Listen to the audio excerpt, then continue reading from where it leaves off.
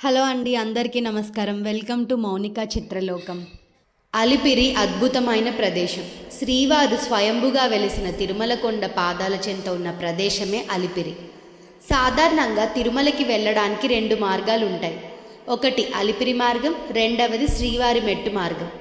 శ్రీవారి మెట్టు మార్గం నుండి త్వరగా తిరుమలకి చేరుకోవచ్చు అని తెలిసినా కూడా చాలామంది భక్తులు దూరమైన అలిపిరి మార్గాన్నే ఎంచుకుంటారు. అలా ఎందుకు జరుగుతుంది అని మేము అన్వేషించాం. అప్పుడు అలిపిరికి ఉన్న కొన్ని ఆసక్తికరమైన విషయాలు మాకు తెలిసాయి. వాటిని ఈ వీడియోలో డిస్కస్ చేద్దాం. లాస్ట్ వరకు చూడండి, చాలా ఇంట్రెస్టింగ్ ఫ్యాక్టర్స్ ఉన్నాయి. మొదటిగా ఈ అలిపిరి అనే పేరు ఎలా వచ్చిందనే విషయాల గురించి ఇప్పుడు తెలుసుకుందాం. ఒకప్పుడు ఈ ప్రాంతంలో తమిళియన్స్ ఎక్కువ సంఖ్యలో ఉండేవారు. వారు తిరుమల కొండల పాదాల చెంత ఉన్న ఈ ప్రాంతాన్ని అడివారం అని పిలిచేవారు. అలాగే వారు అలిపిరి నుండి తిరుమలకి వెళ్ళేటప్పుడు ఇప్పటిలాగానే మొదటి మెట్టును మొక్కి టెంకాయను కొట్టిన తర్వాతే వారి నడకని ప్రారంభించేవారు. వారు నమస్కరించిన ఆ మొదటి మెట్టును అడిపిడి అని పిలిచేవారు. కాలక్రమేణా ఇప్పుడు అది అలిపిరిగా మారింది. ఇంకొక సందర్భం ఏంటంటే, తిరుమలలో శ్రీవారు చింత చెట్టు కింద వెలిసారని చెప్తుంటారు. వైష్ణవంలో చింత చెట్టుకు చాలా ప్రాధాన్యత ఉంది. తమిళంలో చింత చెట్టుని పులి అని అంటారు. అలా వారు ఆ ప్రదేశాన్ని అడిపులి అని పిలిచేవారు. కాలక్రమంగా ఆ ప్రాంతం అలిపిరిగా పిలువబడుతుంది.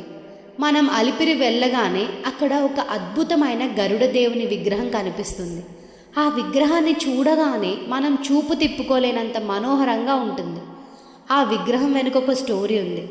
అదేంటంటే, ఒకప్పుడు తిరుమలకి కాలినడక వెళ్ళే మార్గంలో 7వ మైలురాయి దగ్గర ఒక స్త్రీ దారుణమైన హత్య జరిగింది. అప్పట్లో టీటీడీ ఎగ్జిక్యూటివ్ ఆఫీసర్గా పీవీఆర్కే ప్రసాద్ గారు పనిచేస్తుండేవారు. ఆయన హత్య జరిగిన ప్రాంతానికి చేరుకొని అక్కడ దృశ్యాలు చూశాక పీవీఆర్కే ప్రసాద్ గారి మనసు చెలించిపోతుంది. ఈ దుర్ఘటనని ప్రజల మనసు నుండి దూరం చేయాలి అని అనుకున్నారు. దానికోసం ఆయన వారి కుటుంబంతో పాటు మెట్లు ఎక్కడం ప్రారంభించారు. అక్కడ ఎన్నో ఇబ్బందులను ఆయన గమనించారు. ఎండకి వానకి భక్తులకి ఇబ్బంది కలగకుండా ఉండాలని గొడుగులు నిర్మించారు, అంటే షెల్టర్స్ నిర్మించారు. మానసిక ఉల్లాసం కోసం జింకల పార్కు ఏర్పాటు చేశారు. మైకులు పెట్టించి నిరంతరం శ్రీవారి భక్తి పాటలను పెట్టించారు. అసంపూర్ణంగా ఉన్న గోపురాలన్నీ పూర్తి చేశారు. దాంతో కాలినడకన వచ్చే భక్తుల సంఖ్య క్రమంగా పెరుగుతూ వచ్చింది. కానీ ఆ 7వ మైలురాయి దగ్గర జరిగిన హత్య చేదు జ్ఞాపకాలు ఆయన మనసు నుండి పోలేదు. ఒకరోజు ఆయన కాకినాడలో ఉన్న వాళ్ళ మామగారింటికి వెళ్తున్నప్పుడు పెద్దాపురంలో ఒక అద్భుతమైన 12 అడుగుల ఆంజనేయ స్వామి వారి విగ్రహం చూస్తారు. ఆ విగ్రహాన్ని చూడగానే ఎవరు చేశారని కనుక్కుంటే లక్ష్మణస్వామి అనే శిల్పి చేశాడని తెలుస్తుంది. ఆయన్ని కలిసి అలాంటి విగ్రహమే తిరుపతిలో కూడా చేయాలి అని పీవీఆర్కే ప్రసాద్ గారు కోరగా లక్ష్మణస్వామి ఆనందంగా ఒప్పుకుంటాడు.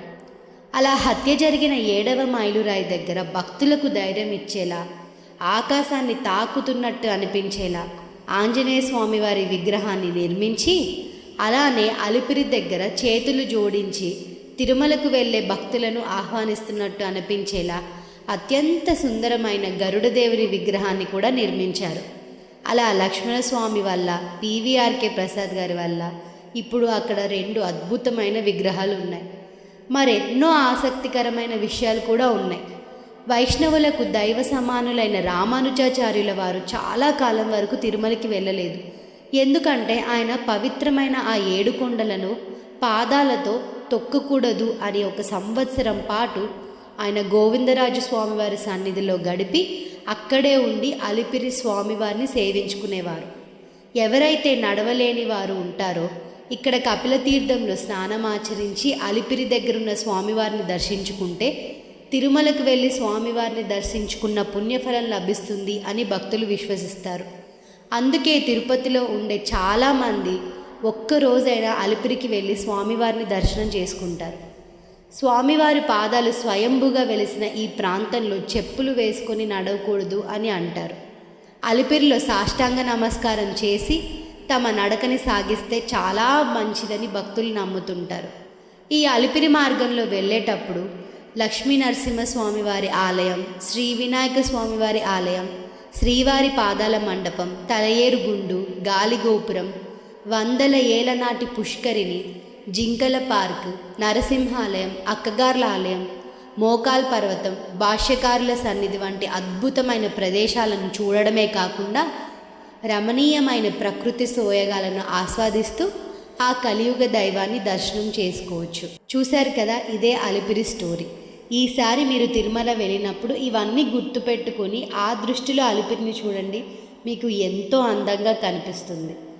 మీకు మా వీడియోస్ నచ్చినట్టయితే దయచేసి అందరికీ షేర్ చేసి, లైక్ చేసి, సబ్స్క్రైబ్ చేయండి. Thank you for all your support. మీ సపోర్టే మాకు చాలా మోటివేషన్.